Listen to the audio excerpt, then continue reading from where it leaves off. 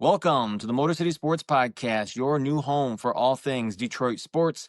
I am your host, Lee Mosierak, and I want to thank all of you for being with me on this crazy little adventure of mine.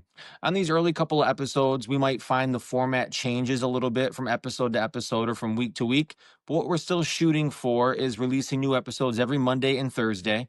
And during the baseball season here, I think it makes a lot of sense for that Monday episode to be kind of a recap of the previous week, the weekend, and maybe a preview of the upcoming week, along with other little Detroit sports nuggets peppered in there.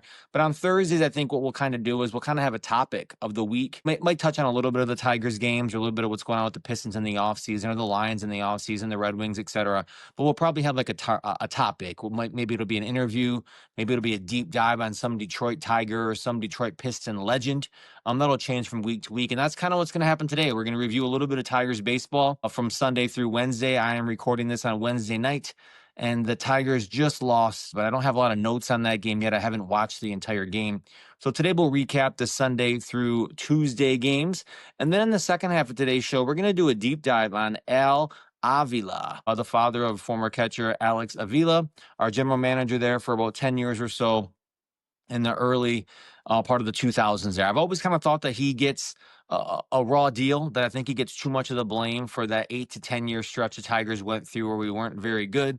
And I don't think he gets nearly the credit he should for where things are at right now. So I want to talk about that in the second half of the show, and that's what we're going to do. So before we get started, though, I need to let everyone know that today's episode is brought to you by Pointe Spine Center, where they use non-surgical spinal decompression to treat patients suffering from chronic neck pain, chronic back pain, and sciatica caused by herniated discs, bulging discs, and degenerative disc disease. If you're in the Metro Detroit area and you're in need of pain relief, call them at 313-332-0388 or visit them online at grossepointspinecenter.com. And all right, with that, let's get on to today's topic. So I want to talk with a little bit of a review of how the Tigers have done. So the last episode we released Monday morning, I recorded it Sunday during the Tarek Skubal game. So I haven't really gotten much of a chance to comment on that other than an Instagram video here or there. So Sunday was a great game. We got the win 7-2 against the Guardians. Skubal pitched great. 7 innings, 3 hits, 10 strikeouts, no walks, no runs. Brings his overall ERA down to almost 2. He's at 2.02. So great pitching performance for him. Unfortunately, didn't get the win because the Tigers waited a little bit to get the scoring going. So it all happened at the end of that game, right? We're down by a run. Torque gets hit by a pitch.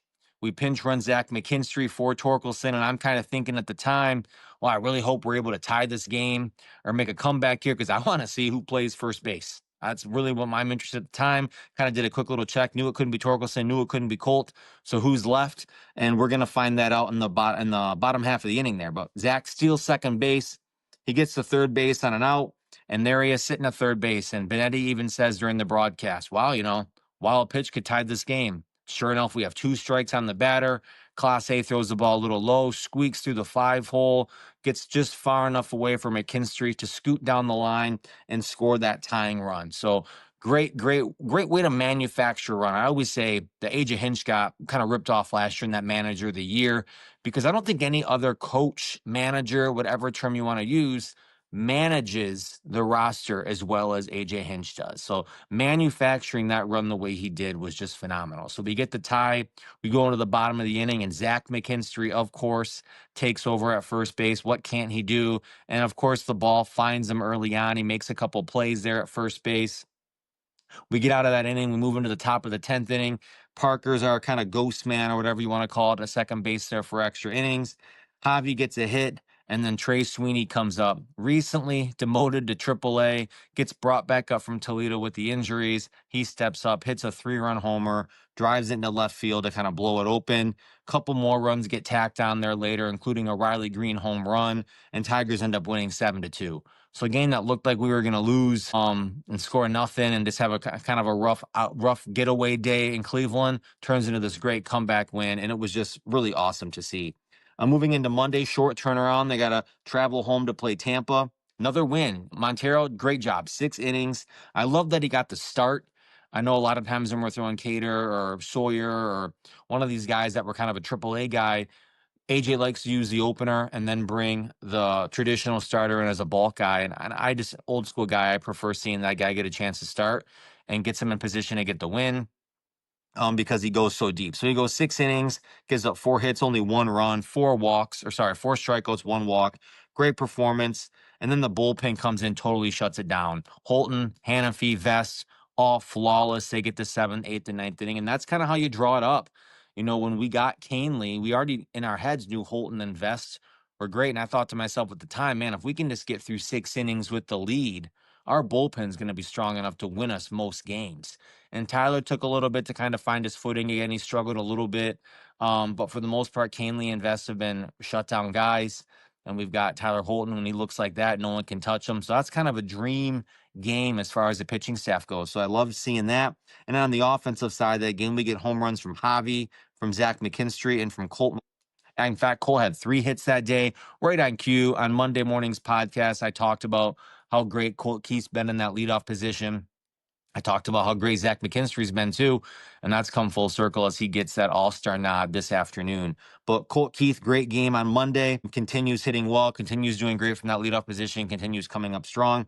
Moving into Tuesday, another game against the Rays. I was happy to say that I was at that game. Downtown, great game. Jack pitched great. It looked a little rough in the beginning, got roughed up a little bit in those first few innings, gave up a lot of hits, but calmed the damage, stopped the floodgates, nothing too bad happened, gets into the 7th inning, gives up 7 hits, but only 2 runs. That's really 3 games in a row now that he's pitched well enough to win. And one of the first of those 3 games, he got the loss. The second of those 3 games, they came back and then ended up losing it later on in the game. And I was really worried that he was not going to get, the team was going to go 0 for 3 in these 3 phenomenal games of Jack. But thankfully, team battles back. Jack doesn't get the win, but the team gets the win as Canely, Holton, and Vest come in and they do phenomenal work. Both nights, bullpen does great, locks it down Monday after Montero comes out, locks it down Tuesday after Jack Flaherty comes out. And then in Tuesday night's game, we get home runs from Torque, a nice solo Torque bomb. Get another home run from Colt Keith. He just crushed the ball, again, right on cue, talking about how great he's doing. 2 hits from Colt Keith. He actually knocked in the other run of the day as well. Zach McKinstry, another great game. Maybe that Monday home run on the great game he played on Tuesday night led to his Wednesday afternoon All-Star announcement. But on Tuesday's game, he gets 2 stolen bases. He advances to third on a fly ball. He gets 2 runs scored. So just a great game for him. I think he scored from second on one, and he maybe scored from third. But 2 runs for Zach, running all over the bases, played great defensively. So just a great couple of games to start the week off against Sunday, Monday, Tuesday. Put them at 5 games in a row. They'd won 8 of their previous 10. And again, as I'm recording this on Wednesday night, they did unfortunately just drop this finale to the Tampa Bay Rays. But that's okay. We won the series. That's what AJ Hinch always preaches, and I agree with him. We got to win a series. We keep winning series, a series pile on top of each other, and that results in a lot more wins than it does losses. So moving forward from here, the Tigers have an off day tomorrow, which is nice, a home off day, so they can get some rest and relaxation in the Detroit area. And then they start out the weekend with their final series before the All-Star break. So Cal Raleigh and the Seattle Mariners are coming to town for a 3-game series before they head into All-Star week. So we will recap all that on Monday morning's podcast. We'll recap the week in a little more detail, including the Seattle series, as well as preview what we can look forward to with the Home Run Derby and the All-Star game. So that's going to wrap up kind of the first segment here. Again, Thursdays will be a little bit shorter, but that wraps up my quick Tigers recap. We'll take a quick break here. On the other side of the break, I want to talk a little bit about Al Avila and how I always have thought that he deserves more credit than he's getting. So you're listening to the Motor City Sports Podcast, and we'll be back right after this break.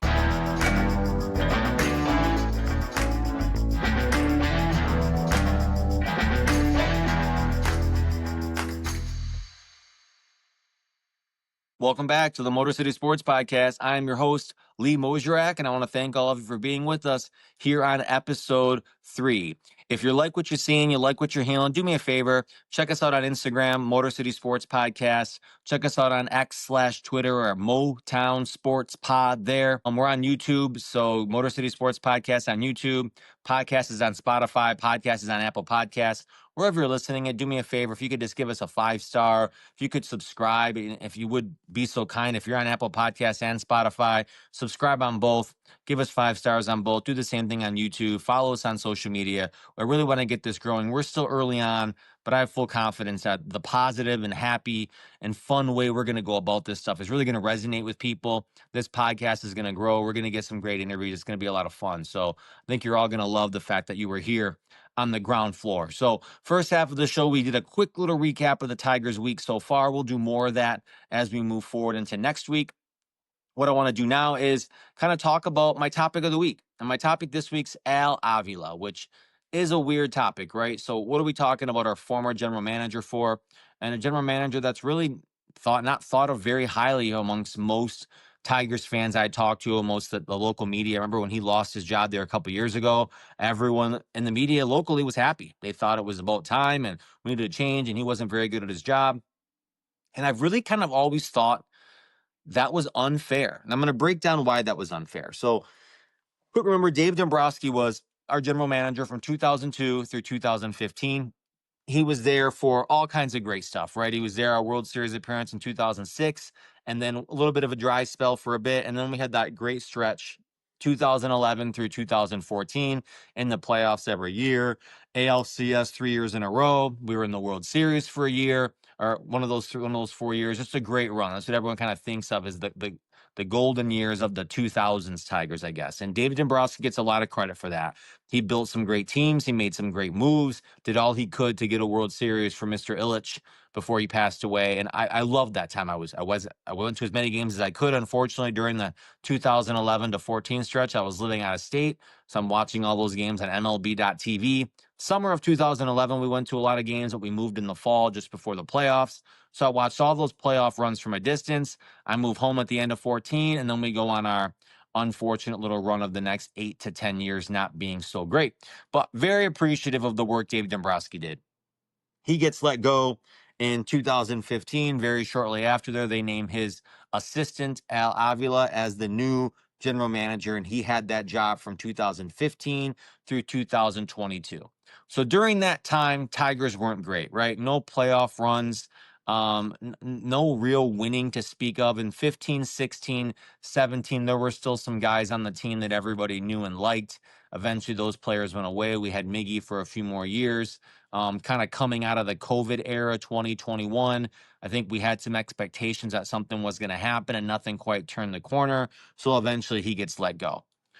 But what I've always thought is that Al had the unfortunate task of kind of cleaning up the mess. So Dave got to spent all this money, big contract, signs Miggy to that big contract, which I was in full support of at the time. He re-signs Verlander, he signs Victor Martinez, he makes the big splash for Prince Fielder, then he does the move to get him moved on and get Ian Kinsler, all these big splashy moves. But then when that run comes to an end, someone has to clean it up. Now we've got these big contracts on guys that maybe aren't performing as well as their contract says they should. And then Mr. Ilitch passes away, and unfortunately, some of the financial structures of the company change, or of the team change, and we're not going to spend as freely as we used to.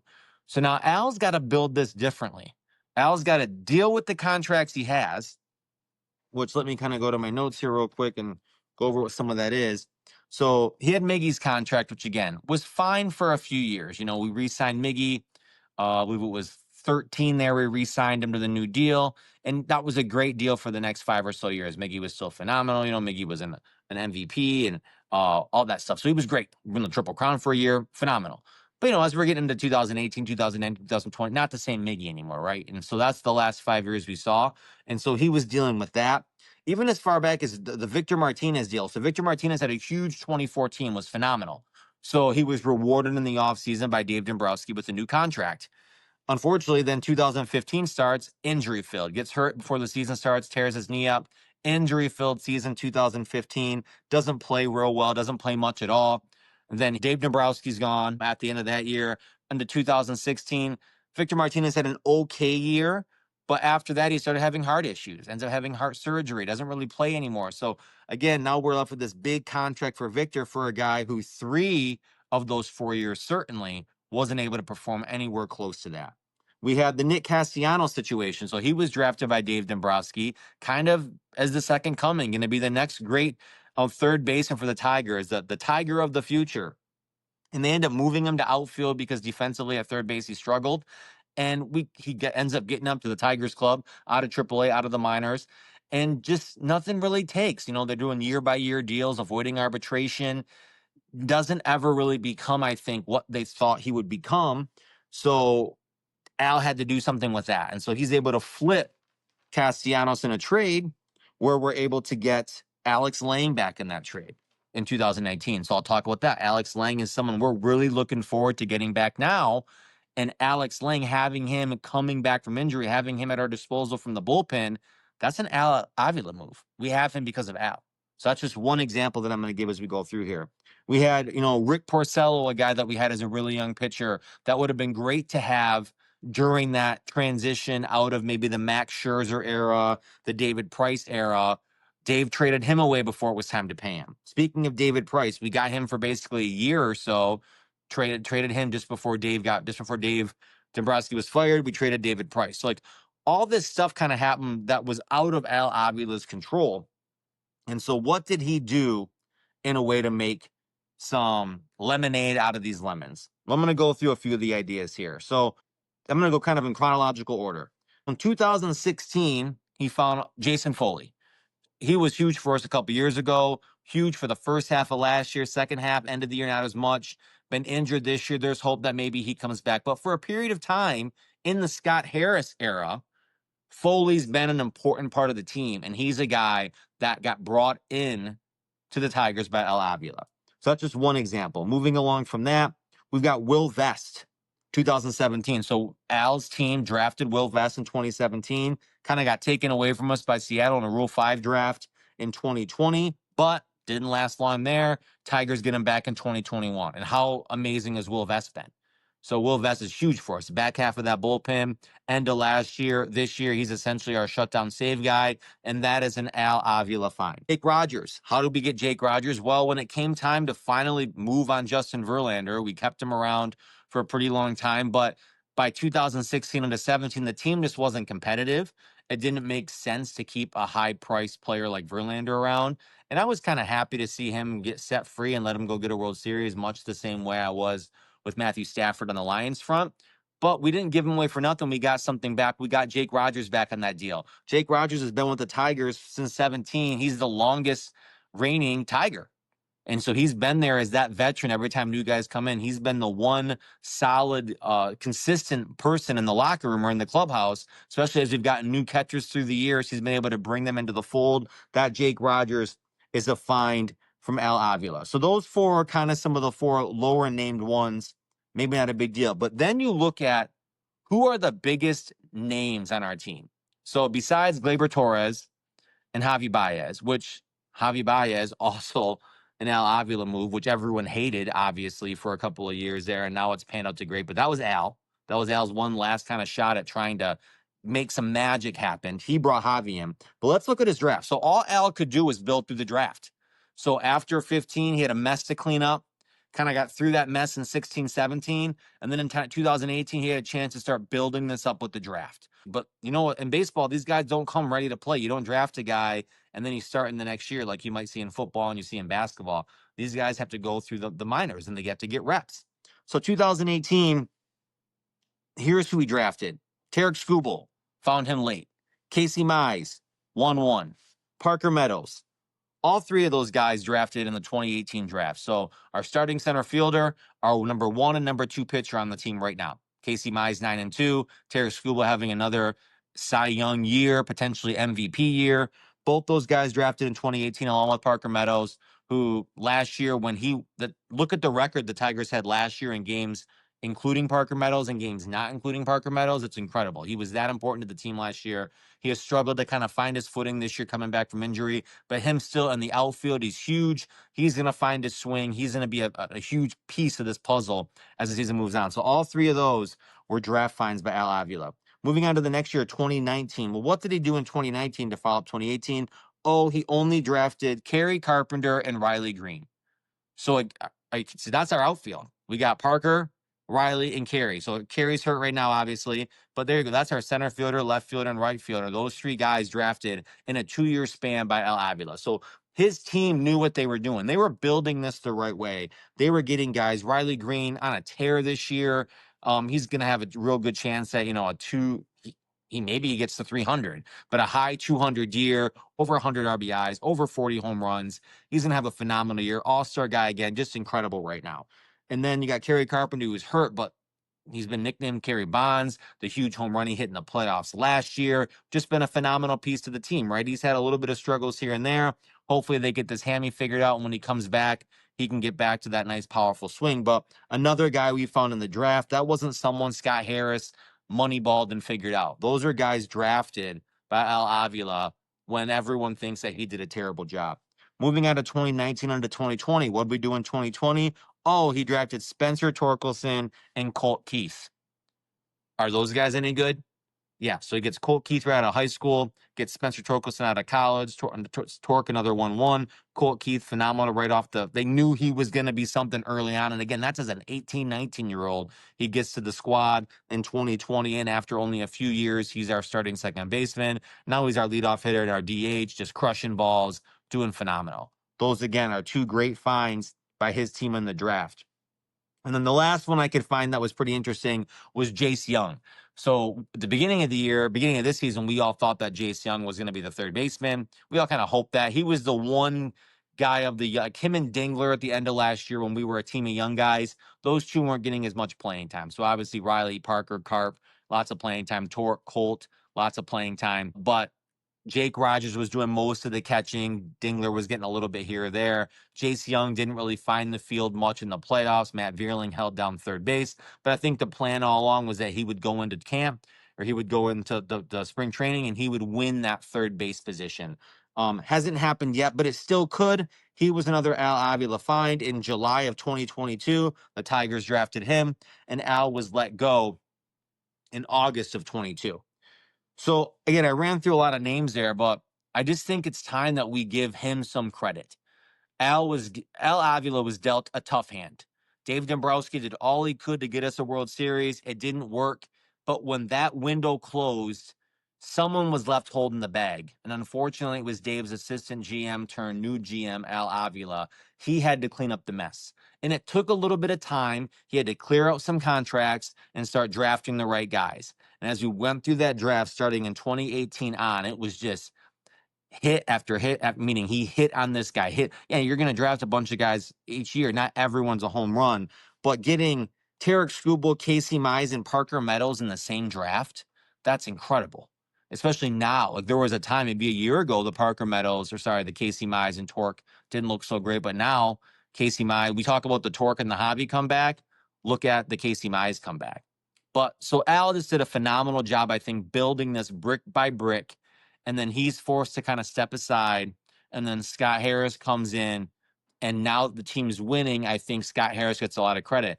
Last year, I was at the Jim Leland celebration day when they retired his number and they had a little party for him.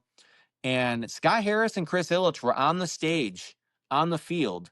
And they were the only two people on that stage that did not get introduced. And I believe then and I believe now it's because everyone knew that if Scott Harris and Chris Ilitch got introduced at that point in time, it was not going to be cheers. Fans were upset. The team was not performing well at this time. This was like, I think, early August, maybe late July. And it was like right around then and moving forward, the team caught fire. But so you just go a year back, things didn't look so great. And I think that would have been a good time to say, well, maybe Al was doing something right. And now we look forward, and the team that we have now is great, and it's so much fun to watch. And Scott's made some nice moves, don't get me wrong. But I think we need to remember that the bricks that built this team, the foundation of this team, the guys that we associate with this era of Detroit Tigers, Tarek Skubal, Spencer Torkelson, Riley Green, etc. Those guys were drafted by Al Avila at a time that no one appreciated and no one remembers. And so I think when this team continues to win and these guys continue to perform and we potentially get a World Series this year or next year, I'm not saying Al's going to get a ring, but Al should get a real serious thank you for the team that he helped create and build for the future. All right, that's going to do it for this week's episode. Like I said, for today's episode, like I said, the Thursday episodes will usually be a little shorter. It'll be our topic of the week, a little bit of a recap of what we've gone through that week. But kind of today's topic was Al Avila. Maybe One week we'll do a breakdown on Barry Sanders' career, or Kirk Gibson's career, or some other Detroit area legends. Some weeks we'll have interviews. We're kind of getting this started, getting this moving forward. So that's where we're at for today. That's going to wrap it up. I want to thank everyone for watching. Thank everyone for listening. Again, find us on Instagram, Motor City Sports Podcast, on X/Twitter, Motown Sports Pod. On YouTube, just search Motor City Sports Podcast. We're on Apple. We're on Spotify. Like, subscribe, give us some 5 stars, all of that fun stuff. So thanks, everyone. Have a great weekend, and we will check in on Monday for All-Star Week. See you, everyone.